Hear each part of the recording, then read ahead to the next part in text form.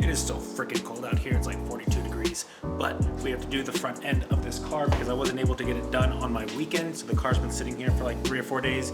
I already went ahead and put the slotted top hats in, so those are already in. I had to uninstall the coilover, and all you have to do is unscrew these Allen keys right here on the top hat, take off the old one and slip on the new one. So now we're gonna go ahead and get these front lower control arms installed. I already went ahead and preset it to the max camber that we can do. We just gotta get the stock front lower control arm out of here and get this one in. It shouldn't be too bad, it doesn't look too bad.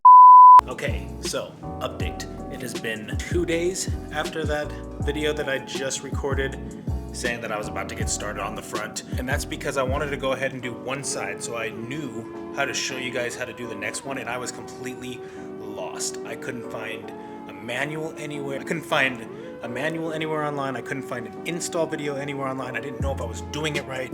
Then there was a few complications where I got some things stuck and I could not figure out how to get them off, but I figured everything out. So now I can go ahead and show you guys exactly how to do it my way-ish. So, as you can see, if you can see, I don't know if you guys can see that actually.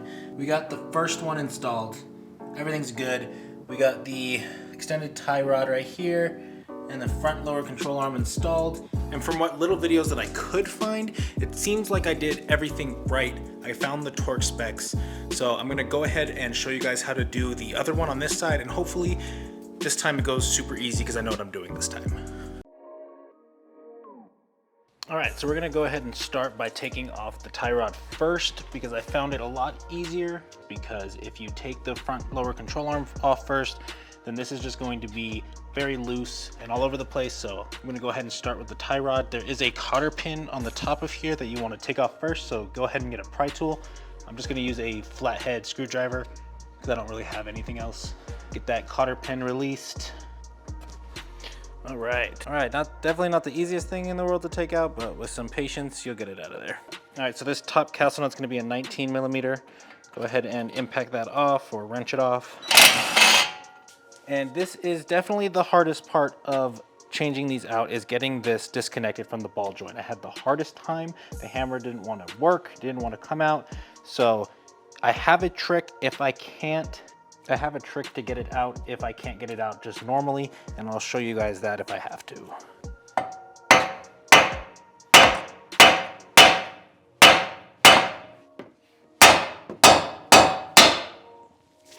All right, luckily we're able to just pop this out this time. All right, so now that the tie rod is loose and free from the knuckle, we're going to loosen this locking nut so we can screw off the tie rod from the axle. All right, so when removing the tie rod, you want to count the number of rotations. So when you're putting on the new tie rod, you're going to put it back on with the same number of rotations.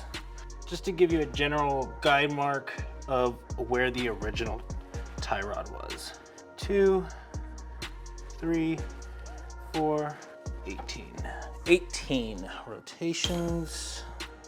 All right, so we're gonna start with 1, 2, 17, 18. Go ahead and put this nut a little closer just to get it a little locked up.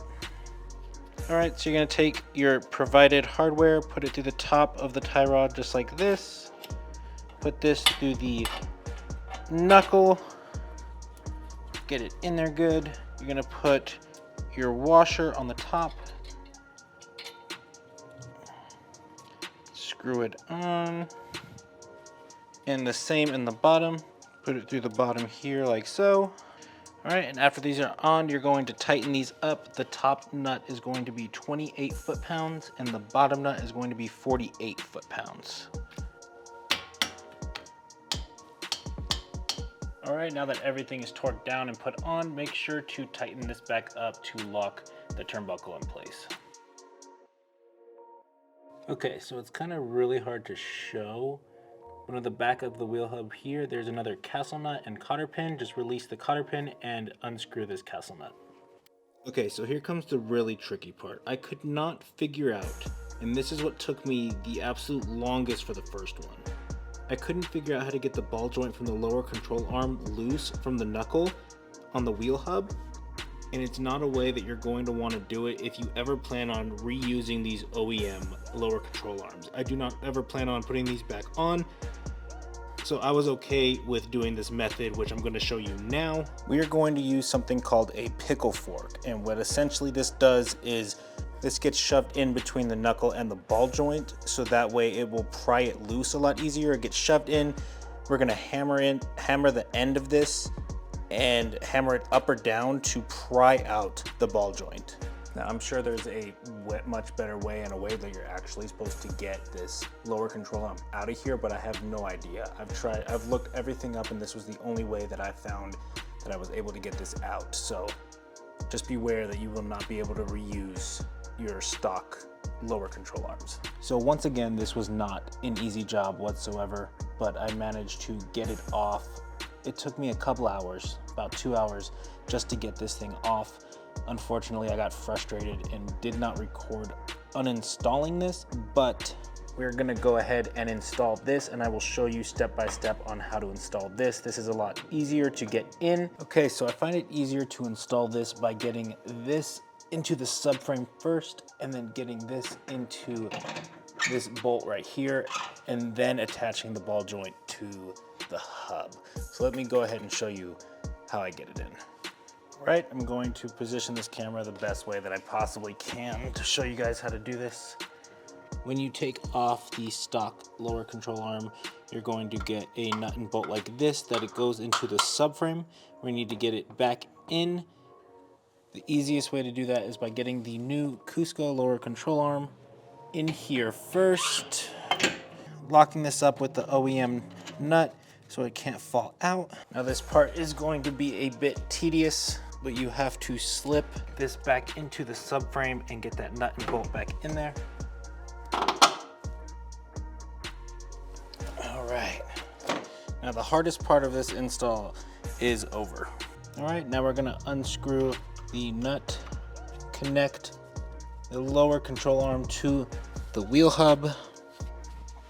Now we take our washer, put it on the top, get our castle nut in there, tighten enough so we can ratchet the rest of the way.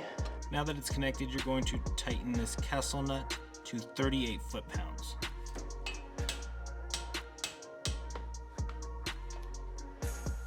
Right, so it is literally impossible for me to show you on that to get an angle, but on that same bolt that we just tightened the castle nut to, there is going to be a hole inside the bolt, just like this, for another cotter pin to go into that Cusco provided you. Once you get it in there, just make sure to bend it over to lock it into place. Okay, after that, you're going to torque down the nut and bolt that's connected to the subframe to 63 foot-pounds, and you're going to torque down this bolt right here to 81 foot-pounds.